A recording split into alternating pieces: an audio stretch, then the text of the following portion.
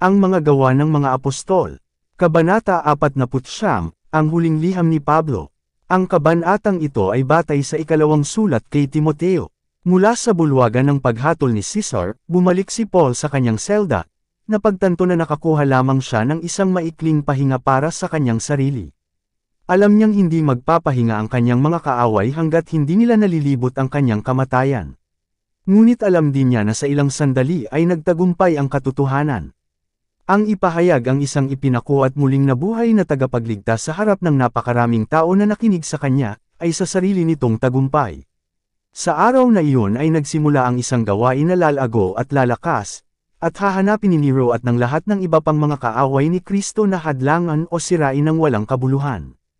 Araw-araw na nakaupo sa kanyang madilim na selda, batid na sa isang salita o isang tango ni Nero ay maaaring ayalay ang kanyang buhay.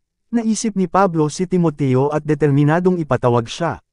Kay Timoteo ay ipinagkatiwala ang pangangalaga ng iglesia sa Efeso, at sa makatuwid ay naiwan siya noong ginawa ni Pablo ang kanyang huling paglalakbay sa Roma. Sina Pablo at Timoteo ay pinagsama ng isang pagmamahal na di pangkaraniwang malalim at malakas. Mula sa kanyang pagbabalik loob, ibinahagi ni Timoteo ang mga pagpapagal at pagdurusa ni Pablo, at ang pagkakaibigan sa pagitan ng dalawa ay lumakas, mas malalim, at mas sagrado, hanggang sa ang lahat ng maaaring maging isang anak sa isang minamahal at iginagalang na ama, si Timoteo ay para sa matanda, pinaghirapang apostol. Hindi katakataka na sa kanyang kalungkutan at pag-iisa, hinahangad ni Paul na makita siya. Sa ilalim ng pinakakanais-nais na mga kalagayan ilang buwan ang dapat lumipas bago marating ni Timoteo ang Roma mula sa Asia Minor. Alam ni Paul na walang katiyakan ang kanyang buhay, at natakot siya na baka huli na dumating si Timoteo para makita siya. Mayroon siyang mahalagang payo at tagubilin para sa binata, na pinagkatiwalaan ng napakalaking responsibilidad, at habang hinihimok siyang pumunta ng walang pag-aalinlangan, idinikta niya ang namamatay na patoto upang hindi siya maligtas sa pagbigkas. Ang kanyang kaluluwa ay puno ng mapagmahal na pagmamalasakit para sa kanyang anak sa Ebanghelyo at para sa simbahan na nasa ilalim ng kanyang pangangalaga. Hinangad ni Pablo na ipahangga kay Timoteo ang kahalagahan ng katapatan sa kanyang sagradong pagtitiwala. Sinimula ni Pablo ang kanyang liham sa pagbati kay Timoteo, aking minamahal na anak, biyaya, awa, at kapayapaan, mula sa Diyos Ama at kay Kristo Jesus na ating Panginoon. Nagpapasalamat ako sa Diyos, na pinaglilingkuran ko mula sa aking mga ninuno ng may malinis na budi, na walang patid na naaalaala kita sa aking mga panalangin gabi at araw. Pagkatapos ay hinimok ng apostol kay Timoteo ang pangangailangan ng katatagan sa pananampalataya. Inilalagay kita sa alaala, isinulat niya, na iyong pukawin ang kaloob ng Diyos, na nasa iyo sa pamamagitan ng pagpapatong ng aking mga kamay. Sapagkat hindi tayo binigyan ng Diyos ng espiritu ng takot, kundi ng kapangyarihan, at ng pag-ibig, at ng mabuting pag-iisip. Huwag mong ang ikahiya ang patuto tungkol sa ating Panginoon, ni sa akin na kanyang bilanggo, kundi maging kabahagi ka sa mga kapigatian ng Ebanghelyo ayon sa kapangyarihan ng Diyos. Nakiusap si Pablo kay Timoteo na alalahanin na siya ay tinawag, na may banal na tungkulin, upang ipahayag ang kapangyarihan niya na, nagdala ng buhay at kawalang kamatayan sa liwanag sa pamamagitan ng Ebanghelyo, na dahil dito, ipinahayag niya, ako ay itinalaga na isang mangangaral, at isang apostol, at isang guro ng mga hentil. Dahil dito'y nagtitiis din naman ako ng mga bagay na ito, gayon may hindi ko ikinahihiya, sapagkat nakikilala ko ang aking sinampalatayanan, at ako'y nananalig na kayang ingatan ang aking ipinagkatiwala sa kanya hanggang sa araw na yaon. Sa pamamagitan ng kanyang mahabang panahon ng paglilingkod, si Pablo ay hindi kailanman nawala ng pag-asa sa kanyang katapatan sa kanyang tagapagligtas.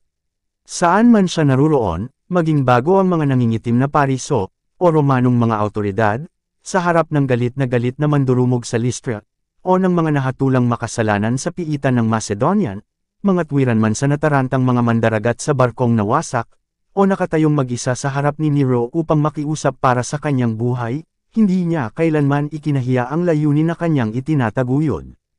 Ang isang dakilang layunin ng kanyang buhay Kristiyano ay ang paglingkuran siya na ang pangalan ay minsang pinuspos siya ng paghamak, at mula sa layuning ito walang pagsalungat o pag-uusig ang nakapagpatalikod sa kanya. Ang kanyang pananampalataya, na pinalakas sa pamamagitan ng pagsisikap at dalisay sa pamamagitan ng sakripisyo, ay nagpatibay at nagpalakas sa kanya. Ikaw nga, anak ko, patuloy ni Pablo, magpakatatag ka sa biyaya na kay Kristo Jesus.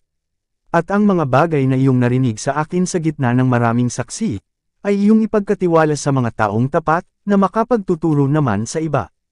Kaya't tiisin mo ang katigasan, bilang isang mabuting kawal ni Jesu Kristo. Ang tunay na ministro ng Diyos ay hindi tatalikuran ang kahirapan o pananagutan.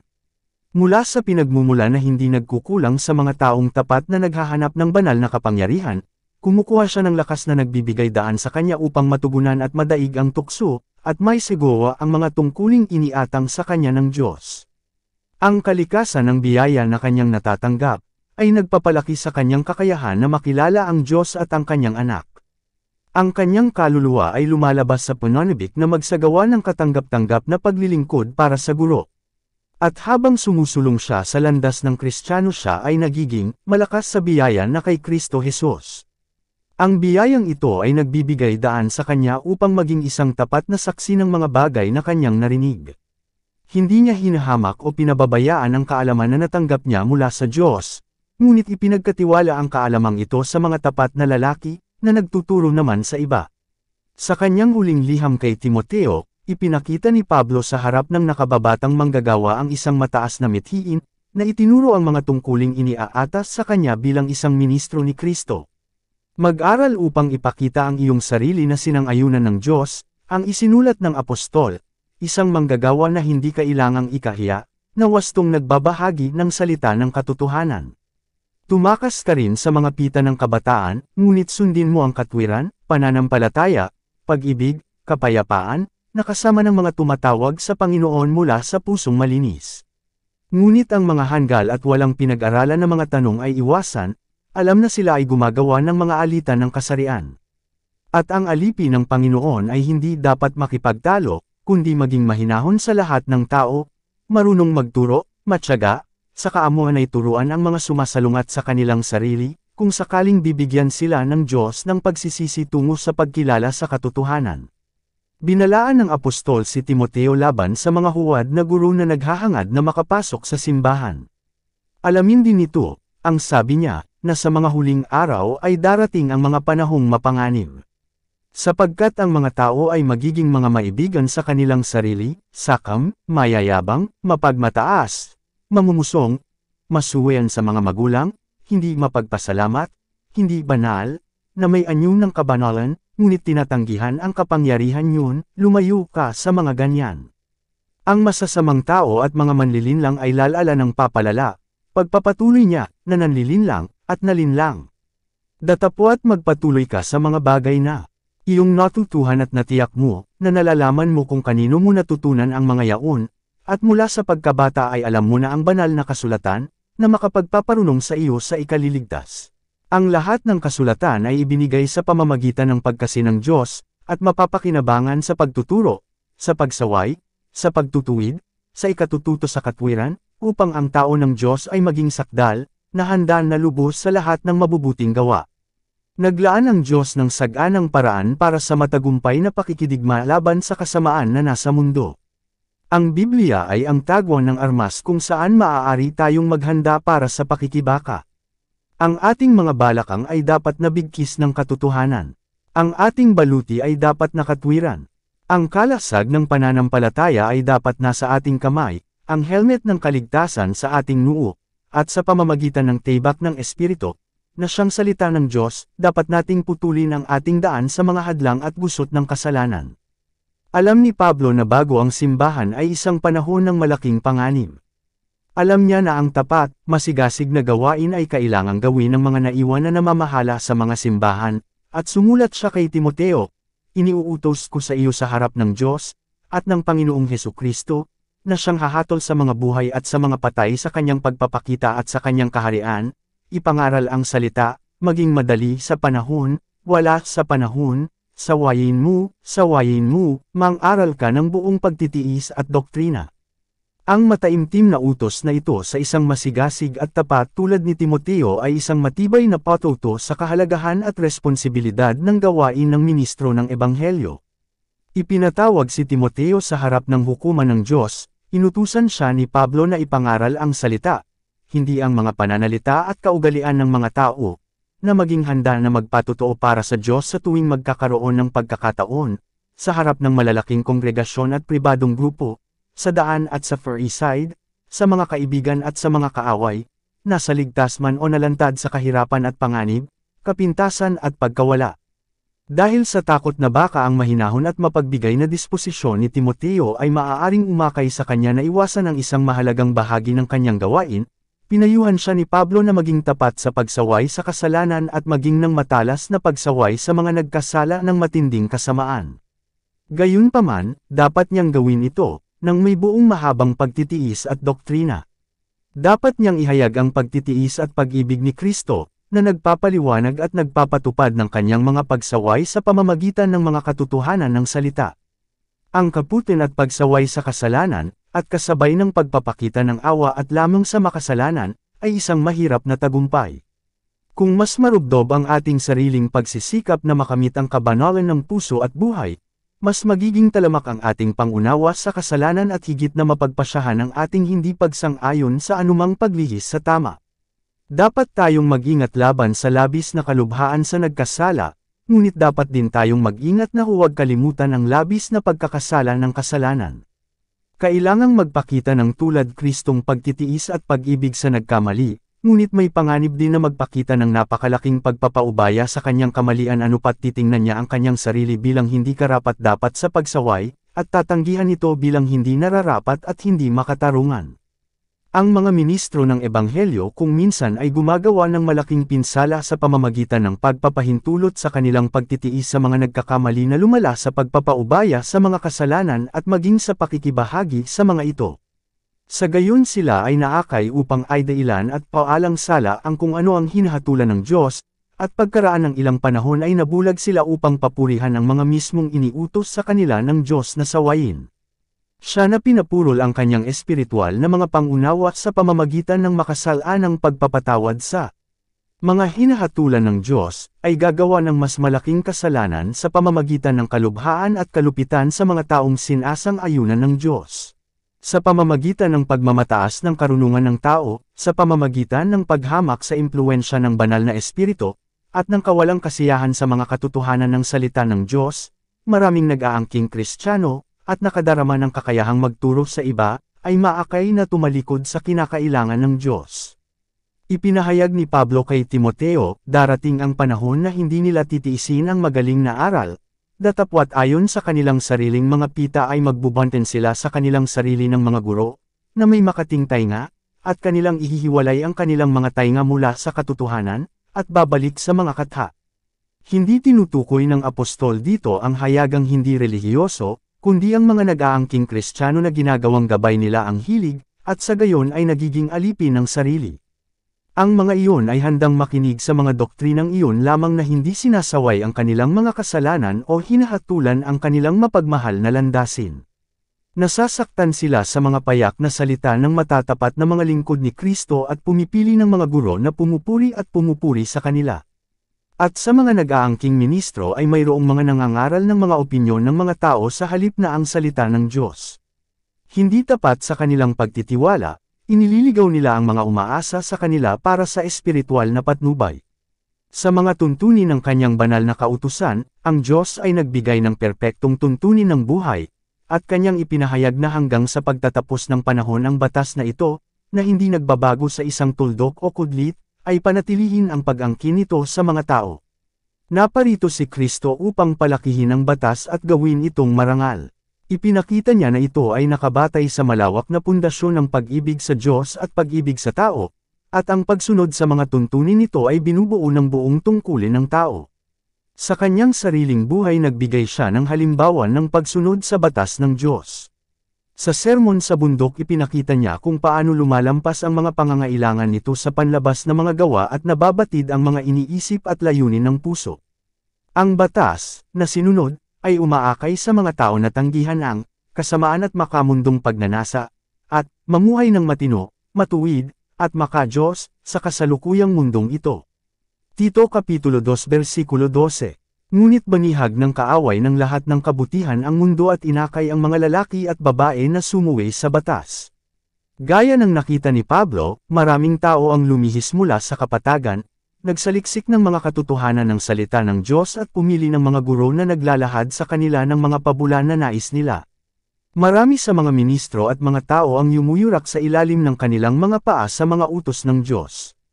Kaya't ang lumikha ng mundo ay iniinsulto, at si Satanas ay tumatawa sa pagtatagumpay sa tagumpay ng kanyang mga pamamaraan.